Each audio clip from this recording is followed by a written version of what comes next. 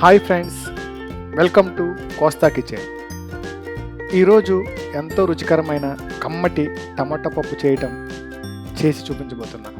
ఈ వీడియో చూసే ముందు ఇప్పటి వరకు ఈ ఛానల్ సబ్స్క్రైబ్ చేయకపోతే సబ్స్క్రైబ్ చేసుకోండి.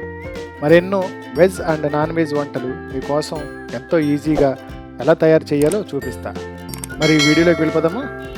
టమాటా పప్పుకి కావలసిన పదార్థాలు: కందిపప్పు, ఒక పెద్ద కప్ టమాటా ముక్కలు, హాఫ్ కప్ ఉల్లిపాయ ముక్కలు, 7 వెల్లుల్లి రెబ్బలు, 4 ఎండుమిర్చి, ఒక 3 పచ్చిమిర్చి చీరికలు, ఇంగువ, కొంచెం చింతపండు, ఒక చిన్న స్పూన్ జీలకర్ర, ఒక చిన్న స్పూన్ ఆవాలు, నెయ్యి, కరివేపాకు, ఉప్పు, కారం. ఇప్పుడు తయారు చేయ విధానం చూద్దాం. స్టవ్ వెలిగించి ఒక గిన్నెలో 4 గ్లాసుల వాటర్ పోసి స్టవ్ మీద పెట్టండి.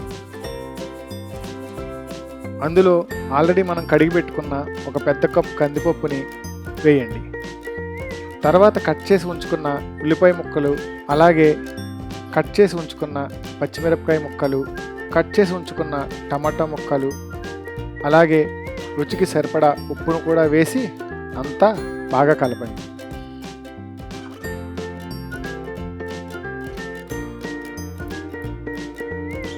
అంతా మరుగుతూ ఉండగా స్టవ్ని లో ఫ్లేమ్లో పెట్టి మూతను పెట్టి ఒక 10 నిమిషాలు అలా వదిలేయండి. మధ్య మధ్యలో మూతను తీసి కలుపుతూ ఉండండి. పప్పు అంతా బాగా ఉడికిన తర్వాత కొంచెం చింతపండు రసం పోసి కలపండి.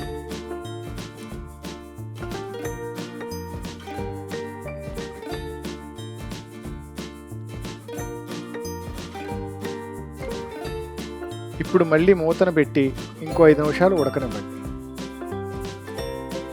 పప్పు అంతా బాగా ఉడికి దగ్గరకు వచ్చిన తర్వాత ఉప్పు చెక్ చేసుకొని ఉప్పు సరిపోయింది అనుకున్న తర్వాత గిన్నెను తీసి పక్కన పెట్టి తాలింపు గిన్నెని స్టవ్ మీద పెట్టి గిన్నె వేడెక్కిన తర్వాత అందులో 2 టేబుల్ స్పూన్స్ నెయ్యి వేసి నెయ్యి మరిగిన తర్వాత అందులో జీలకర్ర, ఆవాలు, చిదుముకున్న వెల్లుల్లి రెబ్బలు, ఎండుమిర్చి, కొద్దిగా ఇంగువ,